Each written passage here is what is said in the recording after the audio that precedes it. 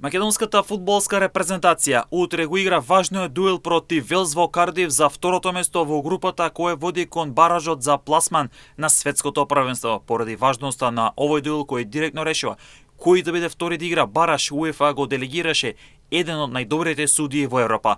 Правото ќе дели холандјанецот Дани Макеле, а негови асистенти ќе бидат Хесел Стекстра и Јан де Фрис, а пак четврт судија на надпреварот ќе биде Марк Нагдегал. Исто така и во Варсовата ќе бидат судии од Холандија, таму ќе бидат Пол Ван Бокел и Рихард Мартенс. Макеле е исклучително искусен судија кој во својата кариера има судено 750 надпреварот, кој 362 во националниот шампионат, 54 во Лигата на шампионите, 18 во Лига Европа, а 31 пат бил делегиран во квалификацијските мечеви за пласман на светските и европските првенства. Без разлика на утрешниот исход од надпреварот во Кардив, нашата репрезентација секој игра бараж за светското првенство преку Лига на нации.